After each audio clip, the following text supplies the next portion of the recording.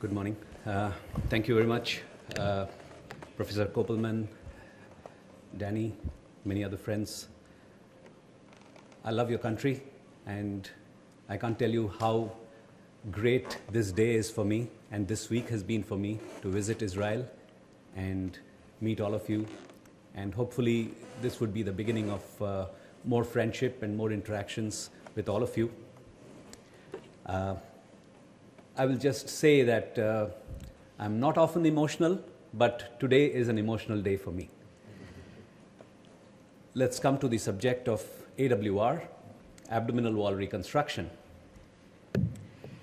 So this is quite the hype. So is it a fad? Is it going to just have its moment under the spotlight for a few years and then disappear?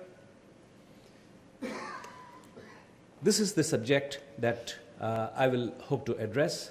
These are my affiliations. So I'll start off by saying something many of you already know. What are the basic concepts in AWR? When we say AWR, what exactly are we implying? We believe that a reconstructed midline is a fundamental part of AWR. A repair should be under optimal or minimal tension. There is no zero tension or tension-free concept. The position of the mesh should ideally be under the muscles. This is an ideal situation. It's not obtainable every time, but this is how we would like it to be. And we would want to follow Stoppa's principle of the giant prosthetic replacement, reinforcement of the visceral sac.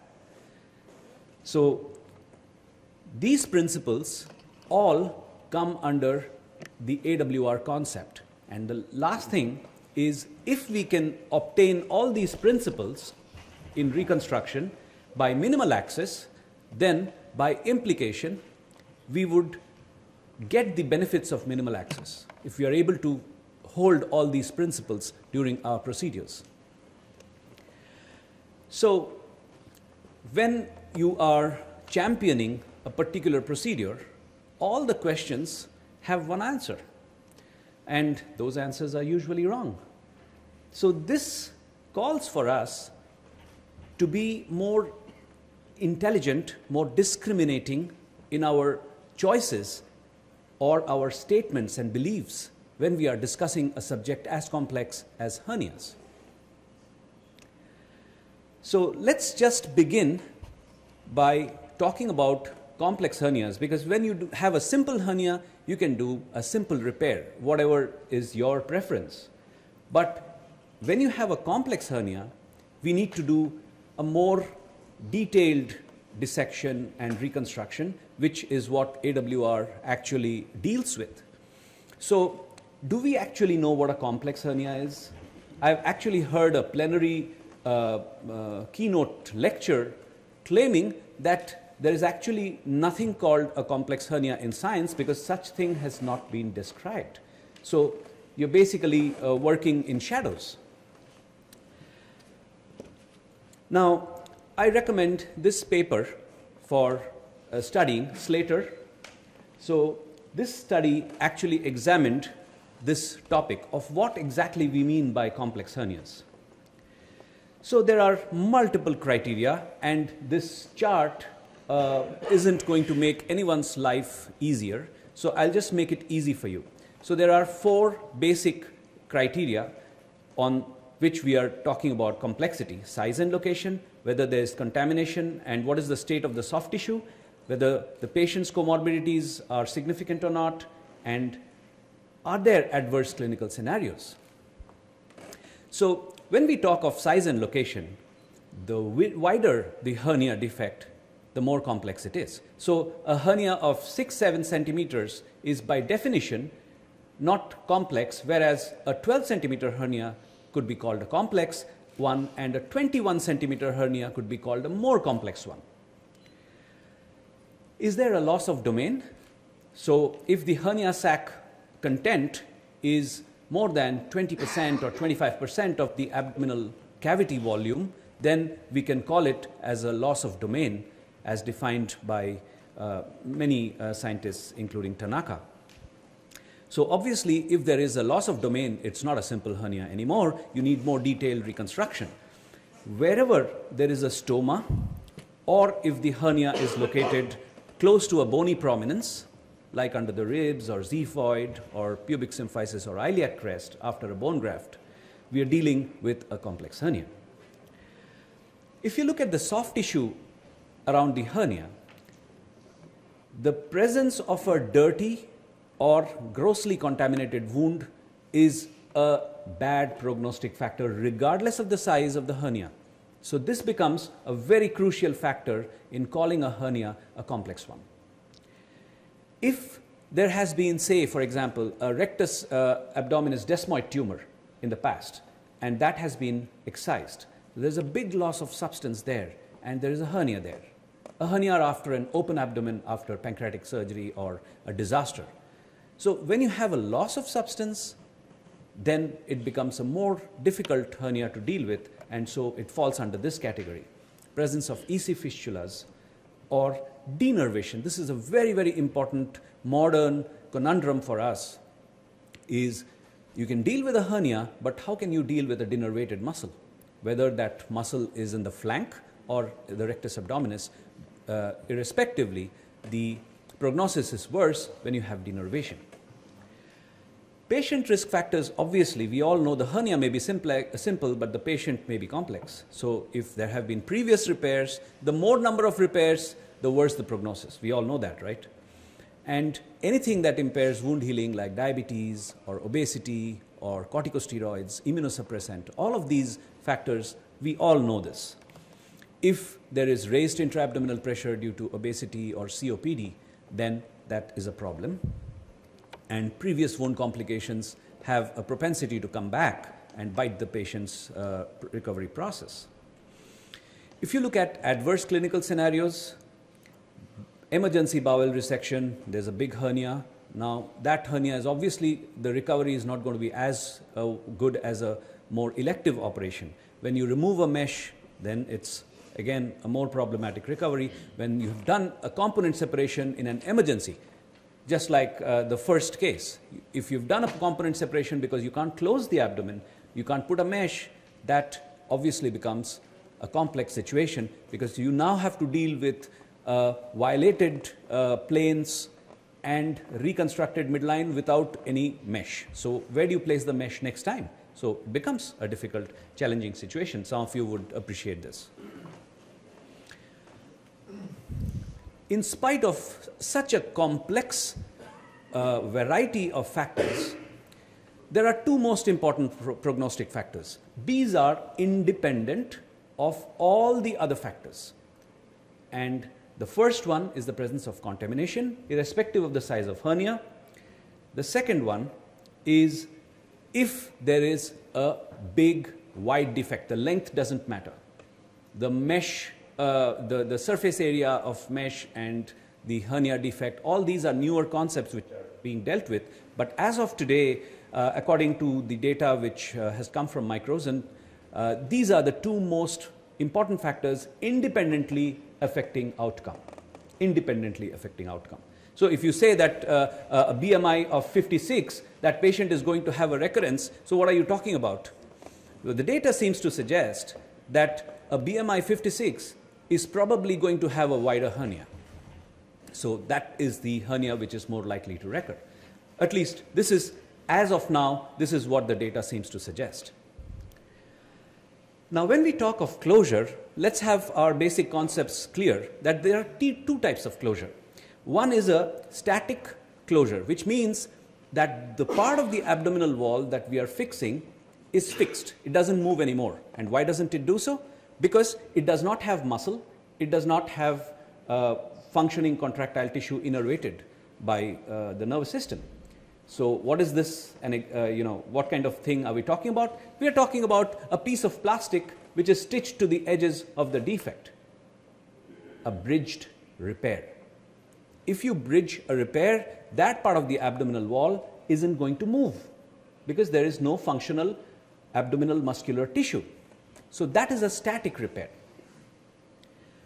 A dynamic repair is what we want, where you have healthy muscles supplied by nerves and vessels, which is in link with the other components of the abdominal wall. Because as you know, every one of our movements is a result of a complex interplay between the flat muscles of one side, the rectus abdominis, and the flat muscles of the opposite side.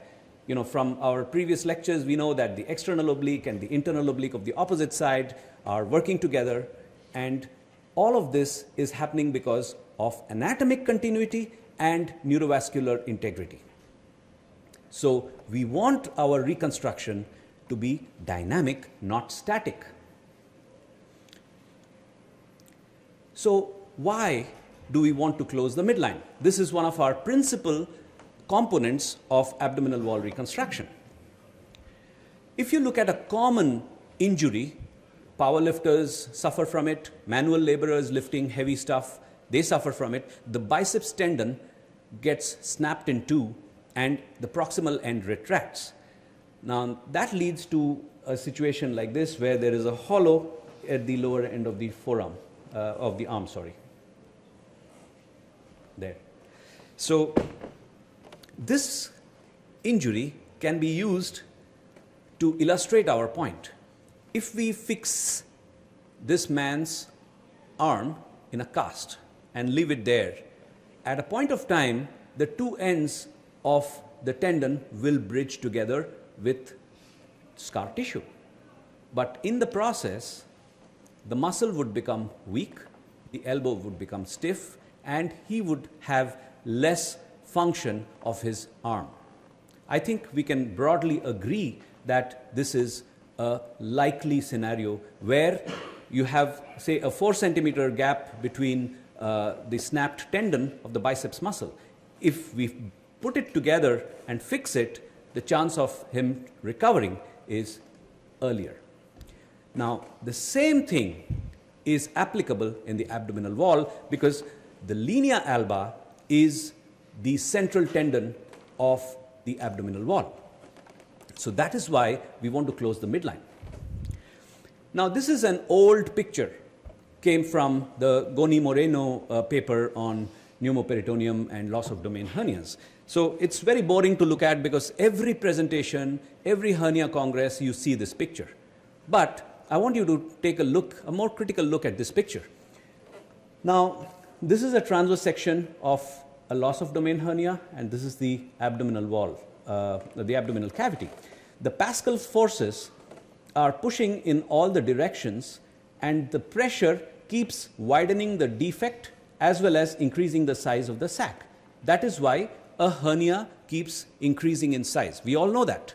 Now, if we put in a bridge of mesh here at any level, whether at this level or at this level or in between, this centripetal force will keep driving the mesh till it comes on to this part. So we have seen that with IPOM meshes, haven't we? Now, if we accept this, we know that this cylinder has to be closed, and that is when that mesh will hold. Otherwise, this mesh is going to be driven out and form an expensive hernia sac. So that is why you should close the midline. So this is reason number 2. This is the kind of picture we see if you do bridging IPOM repairs. You still have a recurrence, and then the intra-abdominal contents get stuck. So the mesh has to integrate with the tissue. So when you close the midline, more tissue is in contact with the mesh. So the integration of the mesh into the abdominal wall is better. Lastly, you don't want the mesh close to the skin. So when you close the midline, then the mesh remains further away, barricaded from the commensals and bacteria of the skin. So what are we talking about when we are talking about AWR surgery? We want to restore function and structure. We want to reduce the problems of the previous repairs. You may say that I have been doing onlay repairs for the last 40 years. I have been doing IPOM repairs for the last 20 years. Why should I change? we need to examine this point. What are we talking about? Let's talk about onlay, one of the most popular, easy and safe operations done in general surgery across the world. Now recently, last year, we had a long-term follow-up, 5-year follow-up of midline hernia repairs where they closed the midline and then they did an onlay technique. So they found that the recurrence rate is usually underestimated because of lack of long-term follow-up. So the more you follow up, the more your recurrence is. So they found 32% at 5 years. And they recommended that we should find better surgical techniques. Now, if in 5 years, 32% of your patients are recurring, and it's likely that at 10 years, you're going to have a lot of patients who would need another surgery. I think it's safe to assume that, because with time, recurrence increases. Now, this topic of onlay or sublay or whatever, we talk about all this, sublay position is very good. But what really does the data show? We have to be critical. So if you look at the Liang study, they examined all the papers dealing with mesh location, and there they found that sublay location had the lowest incidence of skin and soft tissue infections as well as recurrence. So systemic review of the papers and meta-analysis showed this. So I don't think we are in a position to really contest this point that onlay is relatively suboptimal compared to sublay. Let's now deal with IPOM. IPOM changed the world of hernia surgery when it came, and it has taken literally the entire world of hernia surgery by storm over the last couple of decades or more. So this is a problem, recurrence and adhesions. We all know this. The coated meshes, which are supposed to be magical, they don't really show their magic all the time, or after some time, the bowel gets badly stuck to the mesh as well as the fixation devices. So in the US, it is now a major medico-legal issue where lawyers are chasing patients and patients are chasing surgeons about mesh-related complications and about compensation for that. So there's a class action lawsuit which is going on against each company who sells meshes. So exposure, long-term exposure of our internal organs to these prosthetic devices, these meshes, leads to serious bowel injuries, serious erosions, and these patients would have more than one surgery needed. Now, there are very strong proponents of the IPOM across the world. Now, some of them may have conflicts of interest, but let's assume that nobody has a conflict of interest when they are defending the IPOM.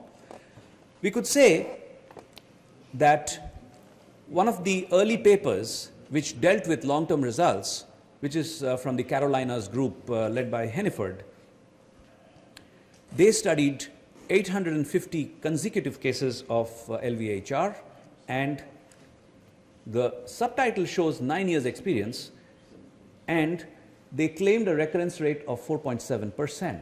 But if you see it carefully, the mean follow-up time was 20%, 20 months. And this is another example of an unacceptably high recurrence rate with procedures the longer you follow up these patients. If in 20 months, 5% of your patients have a recurrence, I think you're going to have really bad results down the line. We are again talking of principles of midline closure and drawing parallels with a bicep tendon injury and all that, but where's the data? So the Butler study examined facial closure and mesh versus bridged closure. I mean, absolutely to the point of our subject. And the bridged repairs were associated with a 56% recurrence compared to 8% and an overall complication rate which was very, very high. Okay? And not only that, the time to recurrence was 9 times faster than after facial closure. So this, if you believe this paper, then bridge repairs are the worst things to do in a hernia. Now you will say that this is one paper. I have 3 papers which say that you don't need to do anything, bridge repairs are going to do fine. I accept. You might show me those papers. So Neil Smart and his team did a meta-analysis of this subject, of closure of the facial defect. And they found that significantly fewer adverse events following closure as compared to non-closure. The numbers may vary. Obviously, with such a wide range of studies across the world and time, the numbers would vary, but the fact remains the same, that the data shows that bridge repairs have worse outcomes. So let's accept then that midline closure has to be done.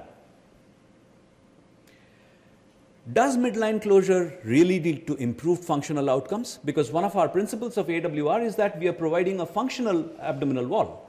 So the Cleveland group examined this, and after AWR, they checked the function of the abdominal wall with dynamometry, and they found that yes, it does improve abdominal wall functionality. So this is a patient who underwent an bilateral ETEP repair for a large complex hernia following a laparotomy for a vehicular accident.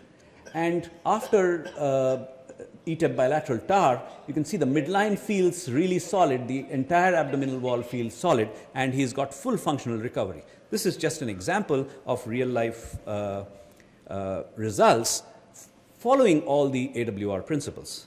Thank you very much.